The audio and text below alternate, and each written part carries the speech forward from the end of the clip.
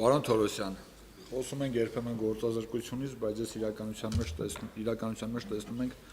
հազարավոր այլազգի աշխատողներ, մանավանդ վերջի տարիներին։ Ինձ միշտ հետաքրքրել է, այսինքն մի կողմից մենք ունենք գործազրկություն, մի կողմից ունենք մեր հայրենակիցներ, որոնք փորձում են աշխատանք գտնել, եւ մյուս կողմից ամեն օր բոլորս տեսնում ենք օրինակ Հնդկաստանից ժամանած աշխատողներին, որոնք իմիջայլոց աշխատում են շատ տարբեր բնակավարներում։ Եթե օրինակ մտածենք, որ այս ինչով որ հիմնականում զբաղվում են առաքումը, հա, դա ինչ որ նոր երևույթ է Հայաստանում, բայց մենք ոչ միայն այդ բնակավարում ենք հանդիպում իրանց, այլ գյուղատնտեսական աշխատանքներում, շինարարություն եւ այլն եւ այլն։ Խնդրում եմ ձեր կարծիքով, ինչի հետ է այս երևույթը պայմանավորված, իրականում ինչա ուրախացնում է, որ մենք ունենք այլազգի աշխատողներ, որովհետեւ դա բնութագրում է հիմնականում զարգացած երկրների եւ զարգացող երկրների տնտեսությունը, բայց մենք այս ամեն ինչի հետ մեկտեղ ունենք գործազրկություն եւ երկրորդ հարցս ավելի շատ առաջարկ, պարոն Թորոսյան, արդյոք այդ բոլոր աշխատողները ժամանում են Հայաստանի Հանրապետություն աշխատանքային վիզաներով, թե ժամանում են երկիր տուրիստական վիզաներով, հետո գտնում են աշխատանք եւ անցնում են այդ աշխատանքներին, եթե ոչ ավելի ճիշտ չի լինի, որ մենք ունենանք բազա, ունենանք քվոտաներ եւ այդ աշխատանքային վիզաները մի քիչ ավելի դուրին ասված տրամադրենք այն աշխատողներին, որոնք որ գալիս են կոնկրետ աշխատատեղերում աշխատելու համար, որի կարիքը մենք ունենք։ Շնորհակալություն։ Շնորհակալություն, պարոն Թումասյան։ Այնքան խորը հարցեր են տալիս, պարոն Կոնջարյան։ Ասենք օրինակ աշխատանքային միգրանտների հարցը։ Այդպիսին են մեր падգամավորները։ Չէ, ու շատ լավ է,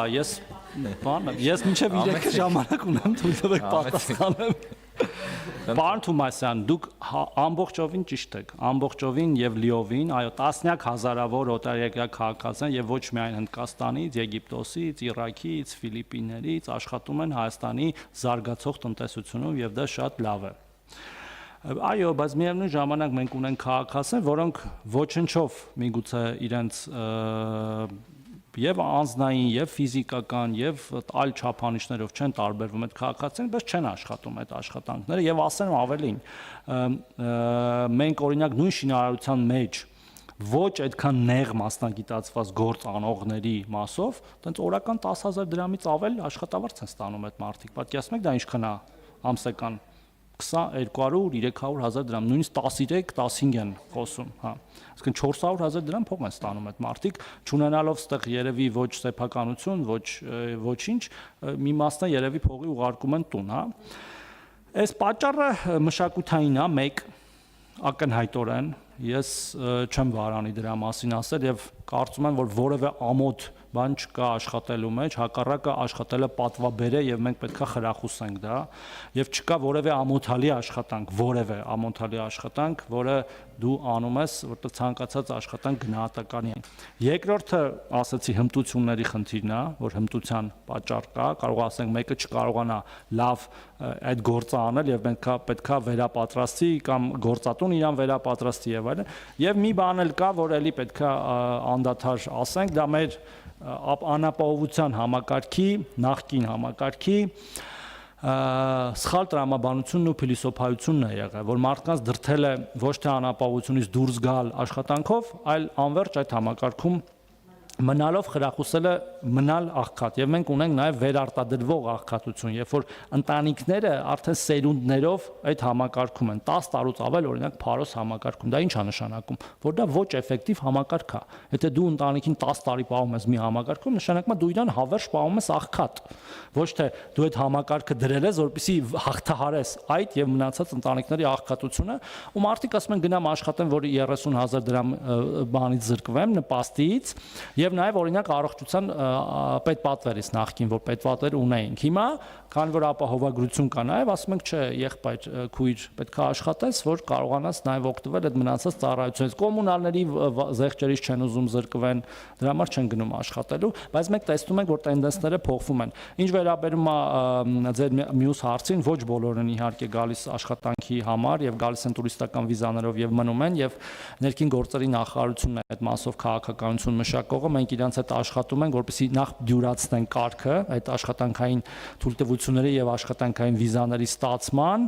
որպեսզի հնարավորինս բոլորը եւ հաշվառելի լինեն եւ օրինական հիմքով լինեն այստեղ եւ նաեւ այստեղ հարկերի վճարում եւ այլ հարցեր կան։ Իսկ ձեր մյուս հարցը քվոտավորման նման տենց մտքեր կան տարբեր երկրների հետ բանակցություններ սկսելու եւ ես հանդիպել եմ գործընկերներիս հետ տարբեր ժամանակահատվածներում միգուցե այդպիսի ինչ որ քայլեր անենք, բայց նույնիսկ առանց դրա էլ պահանջարկն ու առաջարկը լուծում են այդ հարցը եւ եթե 2 վայրկյան տակ Տիկին Դավոյանի հարցն է պատասխանը Տիկին Դավոյան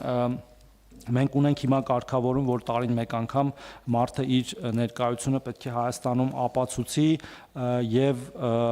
այդ կարգավորումը վաղուց կա։ Ես հիմա չէի ուզենա անդրադառնալ, թե դա ինչքանով է ճիշտ, ինչքանով սխալ, բայց կարամ օրինակներ բերեմ, որ շատ երկրներում դա մի ամիս է, թե մի ամսից ավել բացակայում ես այդ երկրի սոցիալական տարբեր բաներից չես օգտվում։ Մի ուրիշ օրինակ է բերեմ առողջության ապահովագրությունից։ Մենք այնտեղ նաև ռեզիդենտության ցենզ ենք սահմանել, որը վատ գաղափար չի, որ եթե դու 180 օրից ավել Հայաստանում չես ապրում, դու չես կարող օգտվել այդ բանից, հնարավորությունից։ Իմաստը նա է, որ եթե դու Հայաստանում չի քո կենսական շահերի կենտրոնը եւ դու նաև քո ծախսերը Հայաստանում չես անում, արժեք չես գեներացնում Հայաստանում, չգաս եւ պարզապես այդ հնարավորությունից չօգտվես եւ նորից չգնաս քո երկիր, բայց եթե ընդհանուր ինչ որ բաներ լինի,